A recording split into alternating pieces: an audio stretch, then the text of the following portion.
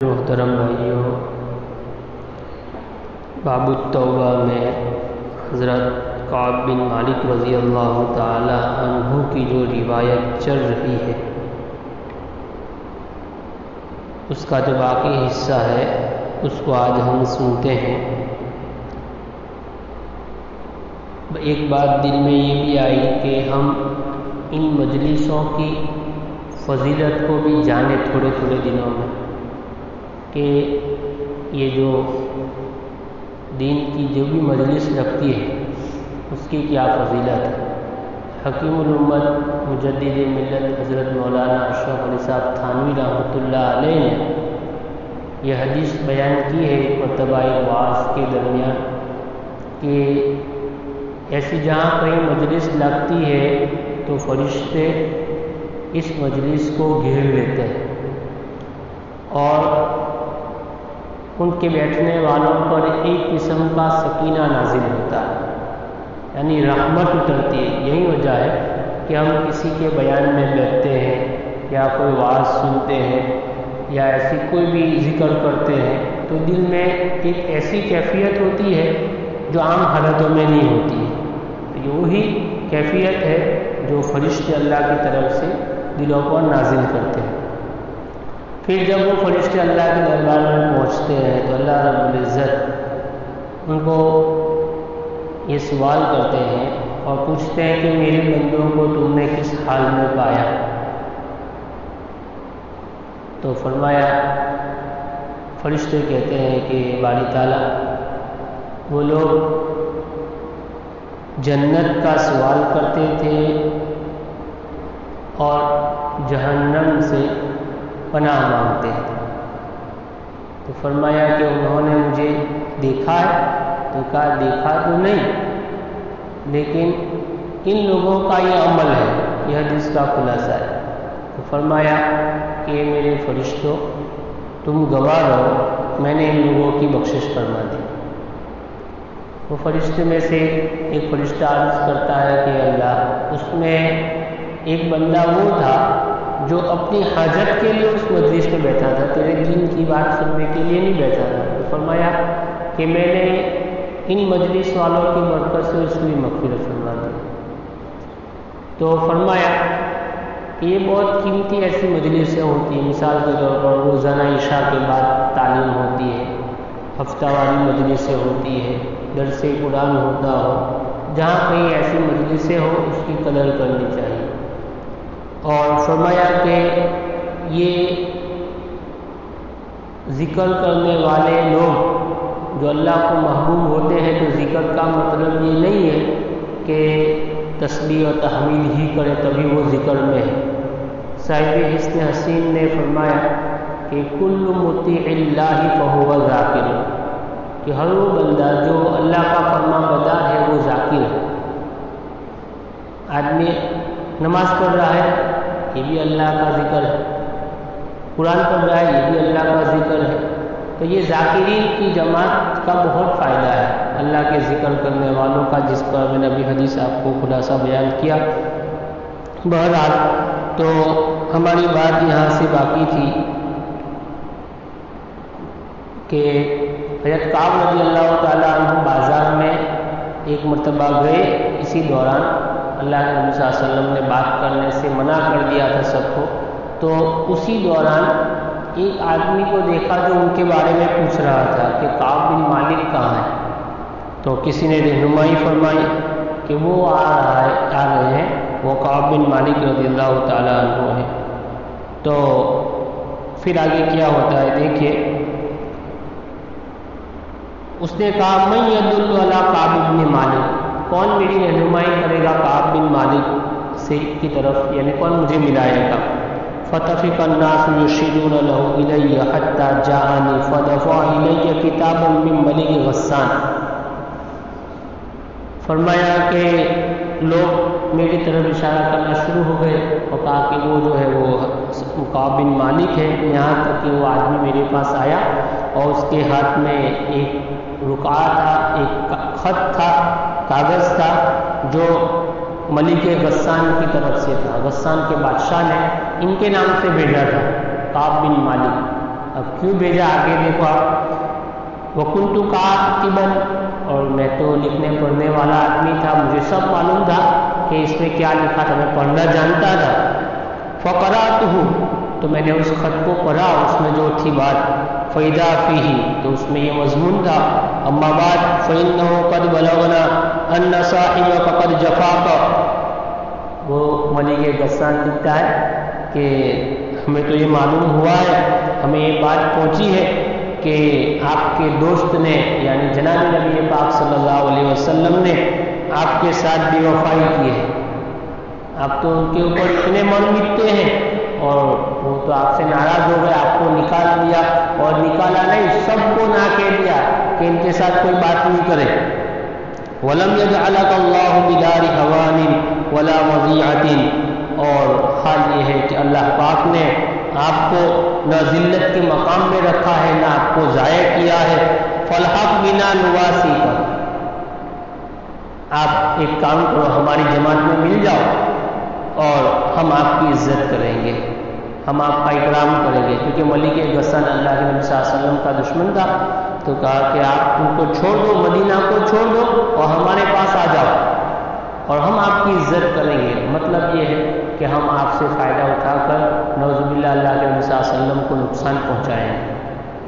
یہ خط میں مضمون تھا. جیسے ہم لوگ کرتے ہیں، ہمارا کوئی دوست ہوتا ہے، ہم سے ناراض ہو جاتا ہے یا ہم اس سے ناراض ہو جاتے ہیں، تو ہمارا جو دشمن ہے وہ موقع کا فائدہ اٹھا لیتا ہے اور کہا کہ یار تمہارا اتنا بڑا تعلق ہے ان کے ساتھ، اتنا لمبا چوڑا تم نے بزنس کیا ان کے ساتھ، اور آج جب تمہارا بزنس بہت اوپر چلا گیا تو اب جو ہے اس نے تم کو الگ کر دیا، ایک کام کرو میرے ساتھ پارٹنرشپ میں آ جاؤ. اب یہ دشمنی شروع تھی اور ایک دوسرے کو ایسا نقصان پہنچاتے ہیں کہ الرحمن الحفیظ.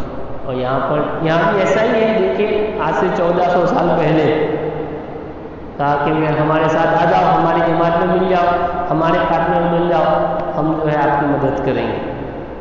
فَقُلْتُ حِينَ قَرَأْتُهَا، سرکار بن مالک رضی اللہ تعالیٰ عنہ فرماتے ہیں کہ جس وقت میں نے اس خط کو پڑھا تو میں نے کیا کہا، وَهَذِهِ أَيْضًا مِنَ الْبَلَاءِ، یہ بھی ایک مصیبت آ گئی کہ گناہ میں کر رہا ہوں، اللہ مجھ سے ناراض ہے، اللہ کے نبی مجھ سے ناراض ہے، اور ہماری ناراضگی کی چرچا دوسرے ملکوں میں پہنچ گئی. ہائے اللہ، کتنا بڑا میں گنہگار کہ میری گناہ کی بات کہ یہ لوگ مجھ سے ناراض ہو گئے وہاں تک پہنچ گئے، اور آج دشمن مجھے کہتا ہے کہ جناب نبی پاک صلی اللہ علیہ وسلم کی جماعت کو چھوڑ کر ہماری جماعت میں مل جاؤ. تو یہ تو بہت بڑی آزمائش آ گئی، تو بہت بڑی آزمائش.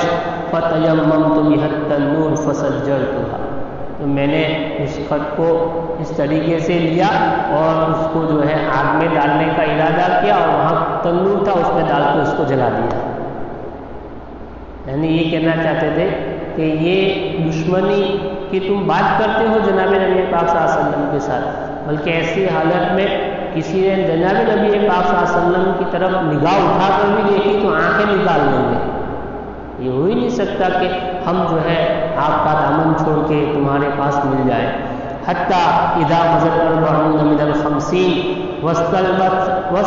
واستلبث الوحی اذا رسول اللہ صلی اللہ علیہ وسلم یاتینی، اور اسی حالت میں 50 دنوں میں سے 40 دن گزر گئے، اور ایک دن ایسا ہوا کہ وہی تو ہوا یہ کہ وحی جو ہے وہ رک گئی، کوئی وحی نہیں آئی. اور اچانک ایک دن رسول اللہ صلی اللہ علیہ وسلم کا ایک قاصد میرے پاس آیا اور کیا کہا، فقال ان رسول اللہ صلی اللہ علیہ وسلم یأمرک ان تعتزل امرأتک، کہ اللہ کے نبی صلی اللہ علیہ وسلم نے فرمایا کہ آپ اپنی بیویوں سے الگ ہو جاؤ، اب بیوی کے پاس بھی نہیں رہنا ہے. فقلت، تو ایسا کہنے کے بعد میں نے کیا کہا، اطلقها ام ماذا افعل، ارے بھائی بتاؤ کہ میں اس کو طلاق دے دوں یا کیا کروں، صرف الگ ہو جاؤں کیا کروں، اللہ کے نبی صلی اللہ علیہ وسلم کو پوچھ لو. اب یہاں تو دن بدن اور بندشیں بڑھتی جا رہی ہیں. کہا کہ اب بیوی کے پاس بھی بیٹھنا نہیں ہے، بیوی سے الگ ہو جاؤ. قال لا بل اعتزلها فلا تقربنها، فرمایا کہ نہیں، طلاق تو نہیں لینا ہے بلکہ ان سے الگ ہو جاؤ اور ان کے قریب بھی مت ہو. مطلب اشارہ اس بات کی طرف تھا کہ ان سے مباشرت نہیں کرنی ہے، ان سے ہم مشتری نہیں کرنی ہے، ان سے الگ ہونا ہے. وارسل الى صاحبی بمثل ذلك، اور میرے دونوں صاحب کی طرف بھی اسی طریقے کا مسئلہ بھیجا انہوں نے، اور یعنی یہ بات بھیجی. فقلت لامرأتی، تو میں نے اپنی بیوی سے کہا الحقی باہلک فکونی عندهم حتی یقضی اللہ فی ھذا الامر. میں نے بیوی سے کہا کہ ایک کام کرو، آپ اپنے گھر چلی جائیں اور آپ جب تک میرے معاملے میں اللہ کی طرف سے کوئی فیصلہ نہیں آئے وہاں تک آپ وہیں رہیں، آپ مجھ سے الگ ہو جائیں. فجاءت امرأة ہلال بن امیہ رسول اللہ صلی اللہ علیہ وسلم فقالت له یا رسول اللہ ان ہلال بن امیہ شیخ ظالم لیس له خادم. اور اسی دوران جو ہے ہلال بن امیہ، کیونکہ وہ بھی پیچھے رہ گئے تھے، وہ بھی غزوہ تبوک میں نہیں گئے تھے، تو وہ آئے، ان کی بیوی آئی اور ان کی بیوی رسول اللہ صلی اللہ علیہ وسلم کے پاس حاضر ہو کر اس نے کہا کہ اللہ کے نبی صلی اللہ علیہ وسلم ہلال بن امیہ وہ تو بہت بوڑھے ہیں، ان کے پاس کوئی خادم بھی نہیں ہے. فہل تکرہ ان اخدمہ، کیا آپ یہ ناپسند کرتے ہیں کہ میں اس کی خدمت کروں؟ آپ کو پسند نہیں ہے کہ میں ان کی خدمت کروں؟ اس لیے کہ ان کی خدمت کرنے والے کوئی نہیں تھے، وہ تو آنکھوں سے بھی معذور ہے، دیکھ بھی نہیں سکتے برابر، تو میں کیا کروں، خدمت کروں یا نہیں کروں؟ قال لا، نہیں میں اس کو ناپسند تو نہیں کرتا ہوں، بہت اچھا ہے، کرو، لیکن ولکن لا یقربنک، لیکن یاد رہے کہ وہ آپ سے مباشرت نہیں کرے ان دنوں میں. اب جب تک اللہ کی طرف سے کوئی حکم نہیں آئے وہاں تک آپ ہم مشتری کا کوئی معمول ان کے ساتھ نہیں کرتے ہیں. فقالت، اس عورت نے کہا انہ واللہ ما به من حرکت الی شیء، یہ قسم بخدا ایسی کوئی بات نہیں ان کے معاملے میں، وہ تو بہت بوڑھے ہیں. واللہ ما زال یبکی منذ کان من عمرہ ما کان الی یومہ ھذا، اور اللہ کی قسم جب وہ تو جس وقت سے آپ کا یہ معاملہ ہوا ہے اس دن سے لے کر آج تک روتے رہے ہیں، 40 دن تک مسلسل رو رہے ہیں ایک گناہ پر. 40 دن ہو گئے، لیکن آپ ہم مشتری کی بات کرتے ہیں کہ آپ ان سے مشتر نہ ہو وغیرہ، تو یہ تو کوئی مسئلہ ہی نہیں ہے، لیکن یہ معاملہ تو ان کا ایسا ہے کہ وہ تو گھر کے ایک کونے میں 40 دن سے رو رہے ہیں. فقال لی بعض اہلی، اور مجھے میرے گھر والوں میں سے بعض نے کہا لو استأذنت رسول اللہ صلی اللہ علیہ وسلم فی امرأتک، کہ تو بھی رسول اللہ صلی اللہ علیہ وسلم سے تیری عورت کے معاملے میں اجازت لے لے کہ وہ تیرے ساتھ رہے. فقد اذن لامرأۃ ہلال بن امیہ ان تخدمہ، کہ تاکہ کہ ہلال بن امیہ کی عورت کو خدمت کی اجازت دی گئی ہے تو تو بھی اجازت لے لے، تجھے بھی مل جائے، آپ کو بھی اجازت مل جائے گی. اس طریقے سے گھر کے بعض لوگوں نے مجھے مشورہ دیا کہ ایک آپ اللہ کے نبی صلی اللہ علیہ وسلم کے پاس جاؤ، جیسے ہلال بن امیہ کی بیوی کو اجازت مل گئی ہے تو آپ کو بھی اجازت مل جائے گی، آپ کی بیوی آپ کی خدمت کرے گی. فقلت لست اذن فیہا رسول اللہ صلی اللہ علیہ وسلم وما یدرینی ماذا یقول رسول اللہ صلی اللہ علیہ وسلم اذا استأذنتہ وانا رجل شاب. فرمایا کہ نہ میں تو اجازت دینے نہیں جاؤں گا، مجھے تو ڈر لگتا ہے، نہیں معلوم اللہ کے نبی صلی اللہ علیہ وسلم میرے معاملے میں کیا کہہ دیں، مجھے تو ڈر لگتا ہے. اور دوسری بات یہ ہے کہ میں تو نوجوان آدمی ہوں، میں تو میرا ہر ایک کام کر سکتا ہوں، لیکن وہ تو بوڑھے تھے، اس لیے باقی میری اجازت نہیں ہوتی، اللہ کی ہمت نہیں ہوتی ہے اللہ کے نبی صلی اللہ علیہ وسلم کے پاس جانے کی. فلبثت بذلک 10 لیال، میں میری بیوی سے اور 10 دن رہا، الگ رہا. فکمل لنا 50 لیلۃ من حین نہا عن کلامنا، بس مکمل 50 دن ہو گئے تھے جس دن سے اللہ کے نبی صلی اللہ علیہ وسلم نے ہمارے ساتھ بات کرنے کو منع کیا تھا. 50 دن ہو گئے. اب کیا ہوا؟ ثم صلیت صلاۃ الفجر صباح 50 لیلۃ علی ظہر بیت من بیوتنا، اور ایک دن جس وقت کہ میں فجر کی نماز 50ویں رات کو اپنے گھر کی چھت پہ پڑھ رہا تھا. فجر کی نماز میرے گھر کی چھت کے اوپر فجر کی نماز پڑھ رہا تھا. فبینا انا جالس علی الحال التي ذکر اللہ تعالی منا، اور میں بیٹھا ہوا تھا اس حال میں کہ جو حال ہمارا قرآن بیان کرتا ہے۔ قرآن نے ہمارے بارے میں کہا ہے وضاقت علیہم الارض بما رحبت، کہ زمین ان کے اوپر تنگ ہو گئی باوجود اپنی وسعت کے، یعنی ان کو ایسا لگتا تھا کہ وہ ہم کیا کریں کچھ سمجھ میں نہیں آ رہا تھا۔ تو زمین تو بہت بڑی تھی لیکن ہم کہیں جا نہیں سکتے تھے۔ تو یہ اسی حال میں بیٹھا ہوا تھا، اور سمعت صوت صارخ اوفى على سلع يقول بأعلى صوته یا کعب بن مالک ابشر، اور اسی دوران جو ہے اچانک میں نے ایک چیخنے والے کی چیخ کو سنا جو بڑی زور سے، اور جو اوفا علی سلع، جو سلا پہاڑی کے اوپر چڑھ کر زور سے چیخ رہا تھا، پکار رہا تھا۔ کیا پکار رہا تھا؟ یا کعب بن مالک ابشر، اے کعب بن مالک آپ کو بشارت ہو۔ میں اسی غم اور فراق میں اور گناہ اور ندامت کے ساتھ بیٹھا ہوا تھا، اچانک ایک آدمی فجر کی نماز کے بعد دوڑتا ہوا آیا، اور پہاڑ کے اوپر سلا پہاڑی مدینہ منورہ کے اندر واقع ہے، اس سلا آج تو جو کہ اس کے درمیان بہت ساری بستیاں اور بڑی جو ہے وہ آبادی ہو چکی ہے، تو اس زمانے کی بات ہوگی۔ تو کہا کہ اس سلا پہاڑی پہ چڑھ کے اس نے زور سے آواز دی اور یہ کہا کہ کعب بن مالک آپ کو بشارت ہو۔ فخررت ساجدہ، سو میں سجدے میں گر گیا، وعرفت انه قد جاء فرج، اور میں سمجھ گیا کہ اللہ کی طرف سے جو ہے کشادگی آ چکی ہے۔ فآذن رسول اللہ صلی اللہ علیہ وسلم الناس بتوبة اللہ عز وجل علینا حین صلی صلاة الفجر فذهب الناس یبشروننا، بس اللہ کے نبی صلی اللہ علیہ وسلم نے اجازت دے دی اللہ کے لوگوں کو کہ اللہ کی طرف سے ہمارے بارے میں توبہ آ چکی ہے۔ اللہ پاک نے وحی اتاری باقاعدہ ان کے معاملے میں، اور یہ اس وقت ہوا جس وقت میں فجر کی نماز سے میں پڑھ چکا تھا، اور لوگ چلے گئے، لوگ آنے لگے یبشروننا، اور ہم لوگوں کو بشارت دینے لگے۔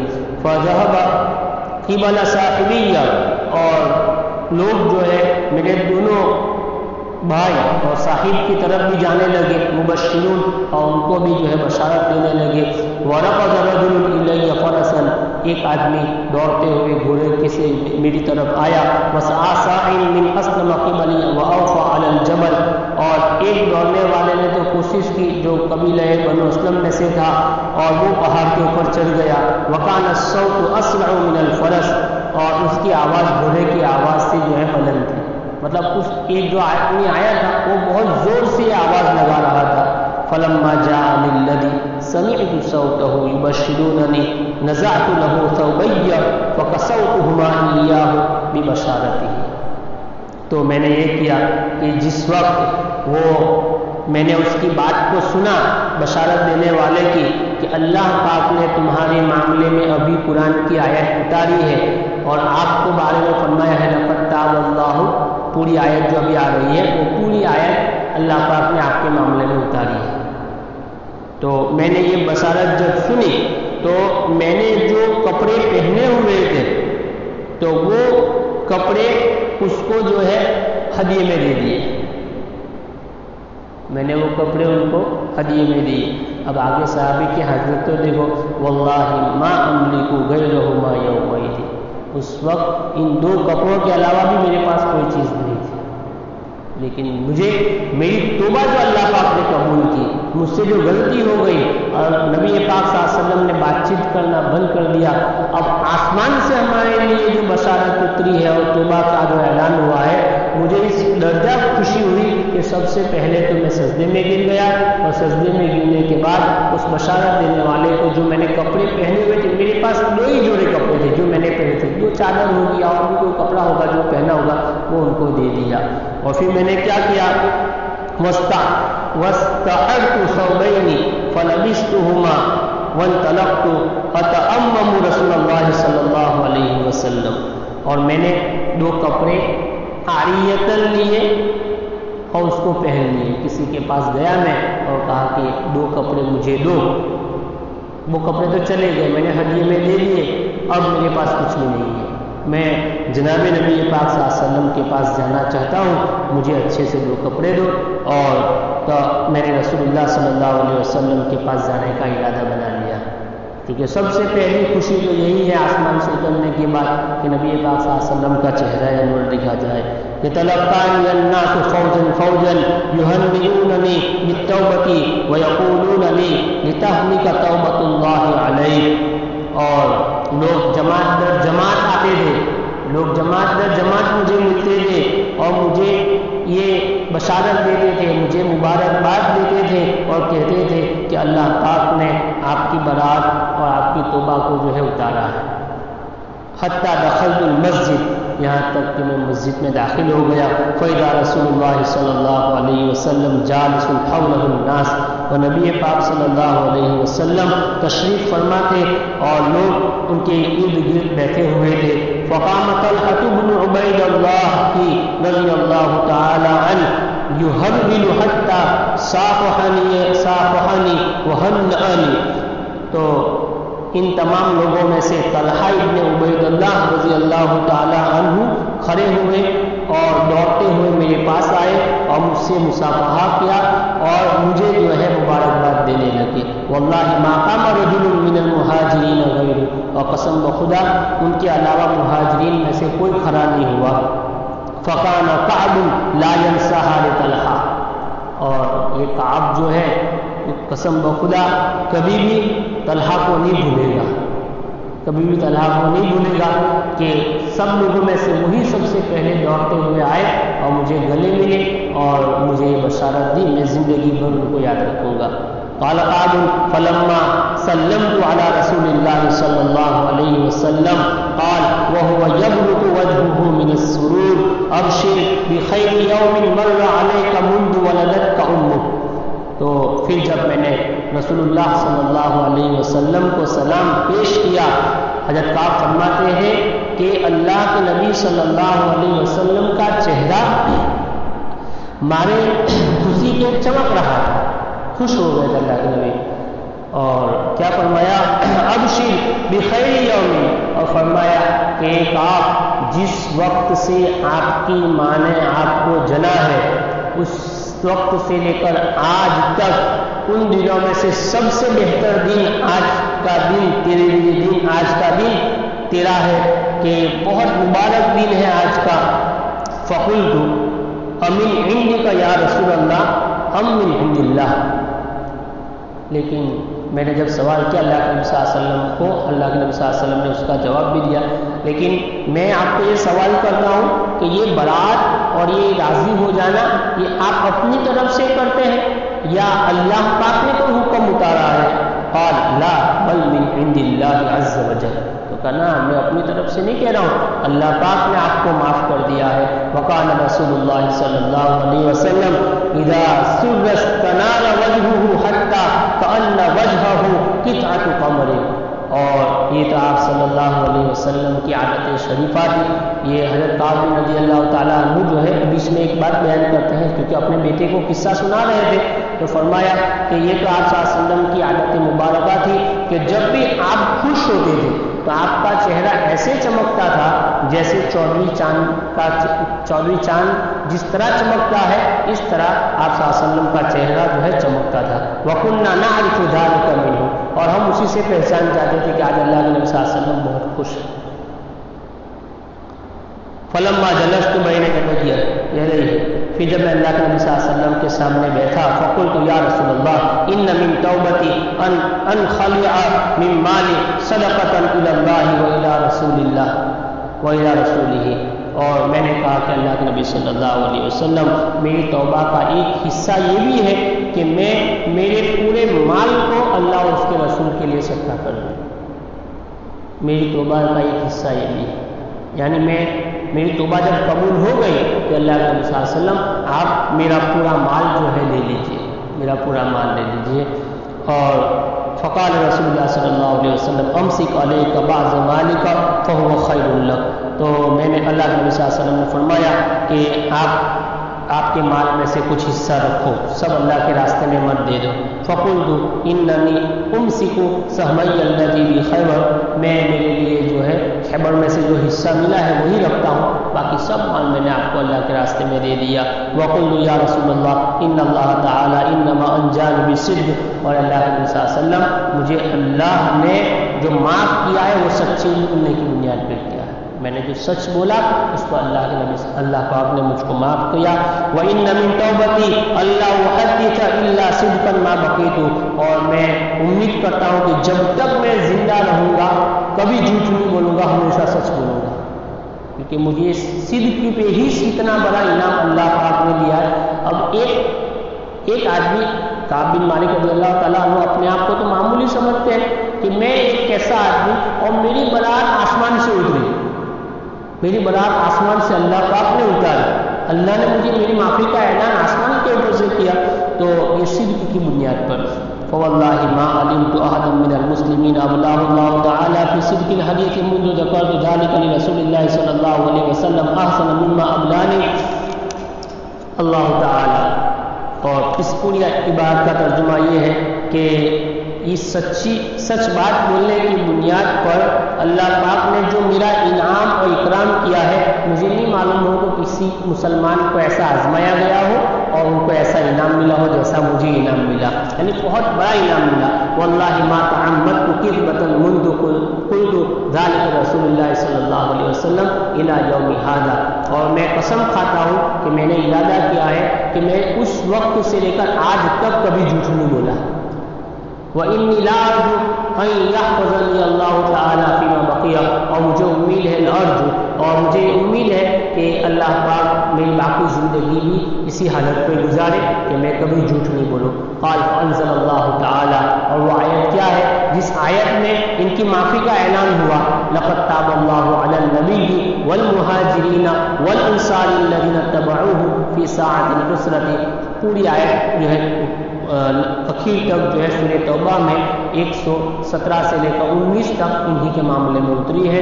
قال کعب واللہ ما انعم اللہ علی من نعمت قط بعد اذ هدانی اللہ للاسلام اعظم فی نفس من صدق رسول اللہ صلی اللہ علیہ وسلم الا اکون کذبته فاہلک کما اہلک الذین کذبوا ان اللہ تعالی قال للذین کذبوا حين انزل الوحی شر ما قال لاحد فقال اللہ تعالی سیحلفون باللہ لکم اذا انقلبتم الیہم لتعرضوا عنہ. یہ دوسرا مضمون ہے، لیکن چونکہ اپنی 3 مجلس اس حدیث میں گزر چکی ہے، خلاصہ پورا اس کا یہ ہے کہ اللہ پاک نے حضرت کعب بن مالک رضی اللہ تعالیٰ عنہ اور ان کے دونوں صحابی ساتھی جو اس غزوہ تبوک میں پیچھے رہ گئے تھے، ان سے گناہ ہو گیا. جب نفیر عام ہوتا ہے، جہاد کا اعلان ہوتا ہے، اس وقت کسی کے لیے جائز نہیں ہے کہ وہ بیٹھے رہے.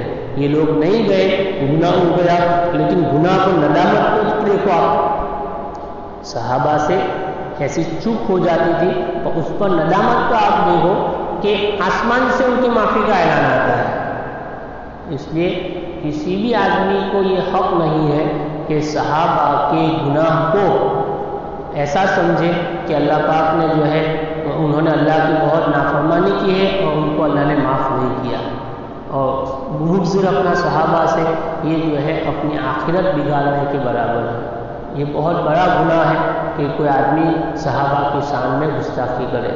آپ جب بھی اس آیت کو پڑھیں گے لقد تاب اللہ علی الذین، یہ پوری کی پوری جو ہے انہیں کی شان میں تو ہے کہ اللہ پاک نے ان کو معاف کیا، اللہ پاک نے ان کو معاف کیا، رضی اللہ عنہم ورضوا عنہ. ایسی کتنی آیتیں ہیں جو صحابہ کی شان میں اتری ہیں. اس لیے یہ حدیث ہمیں یہ سبق دیتی ہے کہ توبہ ہونے کے گناہ ہونے کے بعد آدمی نہیں بیٹھا رہا، گناہ ہونے کے بعد کبھی بھی نہیں بیٹھا رہا. یہاں آپ دیکھو پورا قصہ ہم نے سنا کہ ان کی کیسی کیفیت تھی، اور ہم جو ہے ان سے تو ایک غلطی ہو گئی، ہم جو ہے کتنی حرام کاریاں ہم سے دیدہ و دانشتہ جو ہے ہوتی ہے اور ہم اس کی پرواہ نہیں کرتے ہیں. آپ دیکھیں یہ کیسی توبہ کر رہے ہیں. دوسرے نمبر پر یہ کہ اللہ کے نبی صلی اللہ علیہ وسلم کی سے محبت یہ ایمان کا جز ہے. کیسی محبت تھی کہ روتے ہی رہے. اس لیے ہمیں بھی چاہیے کہ ہماری زندگیوں میں ہم سنت کو اتاریں. مسجد میں آ گئے، مسجد میں داخل ہونے سے کسی وقت جو سنت ہے اعتکاف کی نیت کرنا، مسجد میں داخل ہونے کی دعا، یہ سب سنتیں جو ہے ہم ہماری زندگیوں میں اتاریں. سنت سے آدمی گناہوں سے دور ہو جاتا ہے. سنت کا سب سے بڑا فائدہ یہ ہے کہ آدمی گناہوں سے دور ہو جاتا ہے. تو یہ باب التوبہ کی سب سے بڑی روایت تھی. اب اس کے بعد تو جو ہے مختصر روایتیں ہیں. اللہ پاک ہمیں صحیح معنی میں سنت پر چلنے کی توفیق عطا فرمائے، اور جو کچھ بھی کہا اس میں کوئی غلطی ہو اللہ اس کو معاف فرمائے. سبحان اللہ بحمدہ، سبحانک اللہم وبحمدک، اشہد ان لا الہ الا انت